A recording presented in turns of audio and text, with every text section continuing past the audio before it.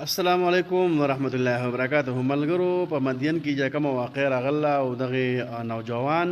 چې هغه د قرآن مجید نعوذ بالله هغه شهید کړی دی، نو دې باره کې ډېر ملګري زموږ تفصیلونه کوي چې هغه قاري صاحب دې باره کې د قرآن مجید او د احادیث مبارکه دې باره کې څه فرمایي چې په مثال کې دغه نوجوان په مثال کې په هغې باندې پیټرول ورواړول او هغې وسوځله شو، دې باره کې څه وینا ده جي؟ نو موږ خو ډېر پتاوی وکتلې، نو غالبا بنورو ټاون چې کوم پتاوه ورکوله هغه چې مثال کې د قرآن مجید څوک بې حرمتي وکړي، دا سکرین شاټ په تام زه خیره په دې کمنټ کې درکوم انشاءالله العزیز. څوک د قرآن مجید بې حرمتي وکړي نو دغې حکومت له پکار چې هغه راونیسي هغه قید کړي ټول عمر دپاره. یو خو دا رایه ده، او دویمه رایه ده چې په مثال کې مونږ تاسو په مثال کې د کم عوام الناس چې په مثال کې دوی چې لکه د خپل جذبات دغه کې واقع چې مسلمانان دي، په ایمان باندې مضبوط دي، کلک دي، مینه د قرآن مجید سره او د دغه جناب محمد رسول الله صلی الله علیه وسلم سره مینه محبت دي، نو په دې وجه باندې هغه رالیږدلي او هغه باندې پیټرول اړیل دي. دې باره کې تاسو وایئ، تاسو په دې کمنټ کې لږ ماته لږ واضح خو بهر کې دا به هم ووایو چې مثال کې دغه پتاوه چې دغه وایي که نه د غټه بنرو ټاون غټه ماده سره او ډېره مشهوره ده جي، د هغې نه ډېر زیاته پتاوې د هغې نه خلک اخذ کوي. نو چې په هغې کې دغه پتاوه کې دغه لیکلي وي چې دغه څوک د قرآن مجید بې حرمتي وکړي نو دغه انشاءالله فوراً حکومت له پکار چې هغه اول دغه عوام الناس دغه منع کړي، دغه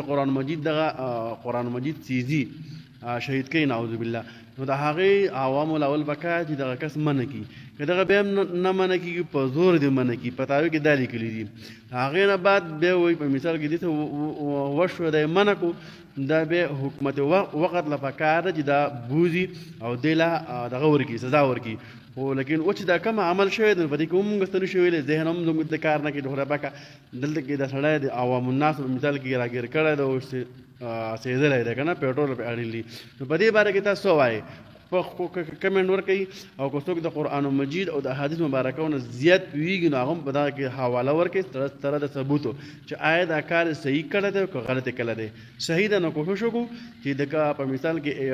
دغه جوړ نه کړو، انتشار جوړ نه کړو د ما د ویډیو نه هغه ته پیدا وانلئ او نه بد ګمان وکړي په چا باندې. صرف تحقیق دپاره دا ویډیو مونږ وکړه چې آیا عوام الناس علما کرام مفتیان حضرت کرام ما کمنټ هم وکړو پوسټ مې هم وکړو، د هغې صحیح جواب ماته میلاو نه شو. د قرآن د حدیث په رڼا کې تاسو څه وایئ؟ څومره خلک به زما د ویډیو ګوري، چاته څه معلومات دي دې باره کې نو زر په کمنټ کې مونږ ته دغه ولیکئ چې مونږ هم دې نه خبر شو. جزاک الله، ځکه چې علم ډېر لوی سمندر دی او علم دریاب دی. جزاک الله، د الله په امان، ډېر ډېره مننه، شکریه، جزاک الله خیر، بارک الله فی الدنیا